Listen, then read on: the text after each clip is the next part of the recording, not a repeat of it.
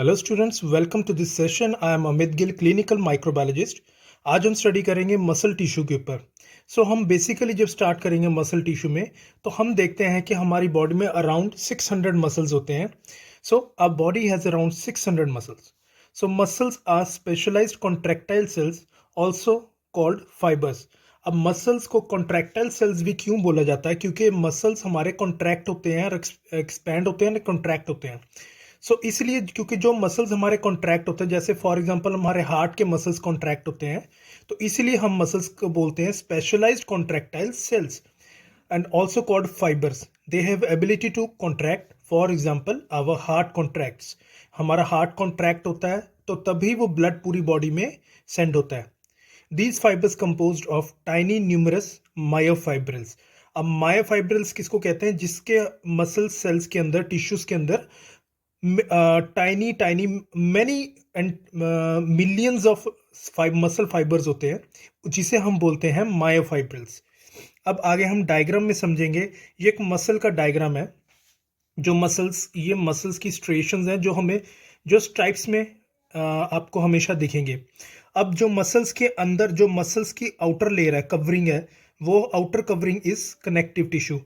So it has striations और stripes. Muscle cells are present in many bundles. अब ये ऐसे ही बंडल्स में मौजूद होते हैं, जैसे कि एक बंडल है, इसी तरह हजारों बंडल्स होते हैं, मिलियंस ऑफ बंडल्स होते हैं। Cells are present in many bundles. These bundles are known as fascicle. अब each bundle को हम बोलेंगे fascicle. अब these bundles of fascicle is covered by a contractile tissue known as paramecium. अब ये एक फेसिकल की जो आउटर कवरिंग होती है, इसकी एक मेम्ब्रेन होती है, आउटर कवरिंग जो कनेक्टिव टिश्यू की बनी होती है, उसे हम बोलेंगे फेसिकल। उसे हम बोलेंगे प्रेमीजियम। यहां जो आउटर कवरिंग है, रेड कलर में मैं जो मार्क कर रहा हूं, this is made up of connective tissue, और इस कवरिंग का नाम हम बोलेंगे प्राइमीजियम कवरिंग। फर्दर हम आगे जाएंगे तो further single muscle cell in bundle is also covered by connective tissue known as endomysium. अब आगे, स्टूडेंट्स, अब हम आगे आते हैं। And all connective tissue in the end forms tendon. अब ये सारे एंड में इसका टेंडन, इसे जो स्ट्रेशंस एंड में जाके जो मिल रही हैं उसे बोलते हैं टेंडन। टेंडन जो है, हमने पिछले सेशन में भी स्टडी की थी कनेक्टिव टिश्यू में, कि टेंडन हमारे मसल्स को बोन से कनेक्ट करने में हेल्प करता है। अब नेक्स्ट हम आएंगे जो मसल बंडल्स के अंदर जो सेल्स होते हैं, उस सिंगल सेल को बोलेंगे। अब सिंगल सेल को हम लेंगे। अब इस सिंगल सेल की जो बाहर की ये मेम्ब्रेन है, इस मेम्ब्रेन को हम बोलेंगे सार्कोलेमा मेम्ब्रेन और सार्कोलेमा। और जैसे कि हमने स्टडी की थी सेल में, कि सेल के अंदर साइटोप्लाज्म होता है, उसी तरह सेल मेम्ब्रेन, इस मसल फाइबर के बीच में जो फ्लूइड होता है, उसे हम बोलते हैं sarcoplasm. Single muscle fiber has many tiny fibers, fibrin which is also known as myofibrils. हमने अभी मैंने आपको पीछे बताया था कि जितने ढेर सारे मैनी टाइनी फाइबर्स होते हैं, थ्रेड लाइक फाइबर्स होते हैं, उसे हम मायोफाइब्रिल्स बोलते हैं, जो मसल फाइबर में होते हैं। Muscle cell membrane is known as sarcolemma. इसे हम सार्कोलेमा बोलते हैं, जो फ्लूइड होता है अंदर। And cytoplasm inside cell is known as sarcoplasm. अंदर जो फ्लूइड होता है उसे हम सार्कोप्लाज्म बोलते हैं। जैसे साइटोप्लाज्म होता है सेल के अंदर, मसल सेल के अंदर, मसल फाइबर के अंदर होता है sarcoplasm. Sarcoplasm has bands inside when observe through microscope. अब आप यहाँ बैंड्स देख सकते हैं, डार्क बैंड्स हैं एंड लाइट कलर के बैंड्स हैं। जब हम इसको सेल को हम माइक्रोस्कोप में ऑब्जर्व करते हैं, इस फाइबर को, तो हमें इसमें बैंड्स दिखते हैं, dark coloured bands and light colour bands. अब इस लाइन को हम बोलेंगे जेड लाइन, ये वाली जेड लाइन होती है। और अब आगे हम आते हैं। Sarcoplasm has bands inside when observe through microscope. Dark bands, जो यहाँ डार्क बैंड्स दिख रहा है, and light bands. Cells have calcium for muscle contraction. अब इस सेल के अंदर, मसल सेल्स के अंदर कैल्शियम होता है। कैल्शियम मसल्स में क्यों होता है? क्योंकि कैल्शियम मसल्स की स्ट्रेंथ के लिए और मसल्स के कॉन्ट्रैक्शन में हेल्प करता है। और माइटोकॉन्ड्रिया होता है मसल सेल में। माइटोकॉन्ड्रिया एनर्जी प्रोड्यूस करता है मसल्स में। और सेल्स के अंदर, जैसे ब्लड के अंदर हीमोग्लोबिन होता है, हीमोग्लोबिन ऑक्सीजन कैरी करता है ब्लड में, उसी तरह मायोग्लोबिन होता है, सब्सटेंस मायोग्लोबिन सब्सटेंस होता है मसल सेल के अंदर, जो मसल्स में ऑक्सीजन कैरी करता है। The space between dark bands and light band is known as sarcomere. अब इस चीज को हम बोलते हैं सार्कोमेर, सार्कोमेर। अब इस चीज के हम आगे फर्दर इसकी डिटेल स्टडी करेंगे, इसे हम बोलते हैं जेड लाइन। अब आगे आते हैं। So sarcomere is actually functional unit of muscle fibre.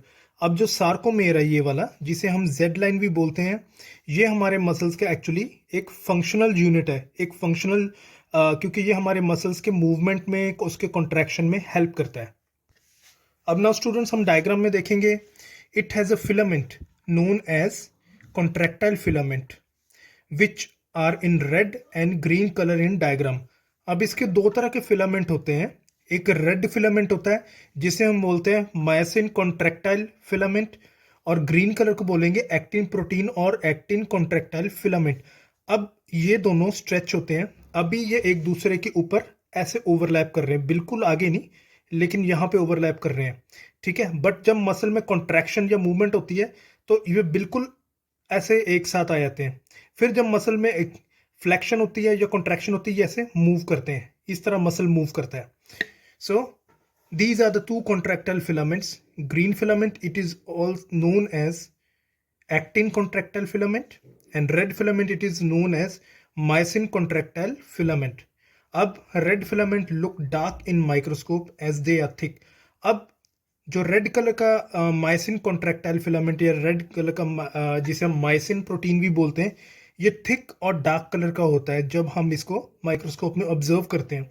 अब जो एक्टिन प्रोटीन होता है, एक्टिन और एक्टिन कॉन्ट्रैक्टाइल फिलामेंट, ये थिन होता है and they are very thin, and actin protein connects to Z line, और ये जेड लाइन को कनेक्ट हुए होते हैं। जो एक्टिन प्रोटीन होता है जेड लाइन को, ये थिन होता है कंपैरेटिव टू मायोसिन, और जेड लाइन से कनेक्ट होता है, और जब मसल्स में मूवमेंट होती है, कॉन्ट्रैक्शन होती है, तो ये एक दूसरे के ऊपर ऐसे ओवरलैप कर जाते हैं।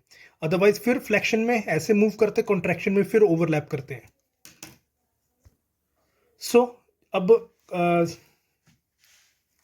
सो when electrical impulses comes from neuron, then muscle starts contracting.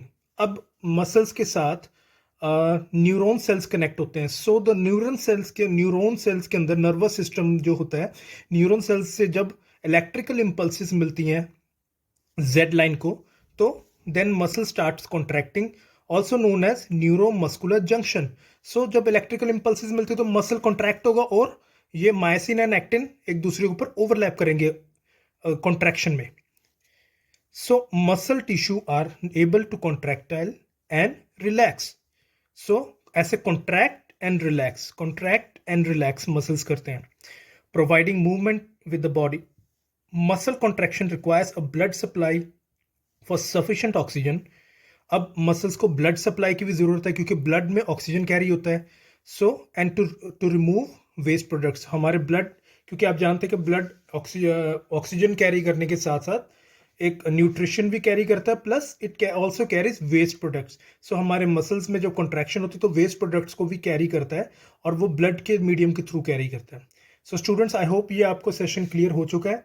अब इसके मैं नोट्स भी आपको प्रोवाइड कर दूंगा, ग्रुप में डालूंगा मैं इसी की नोट्स, और आगे इसके मसल टिश्यू के सेकंड पार्ट में जब हम जाएंगे तो उसमें हम स्टडी करेंगे 3 टाइप्स ऑफ मसल, जो है smooth muscles and cardiac muscles and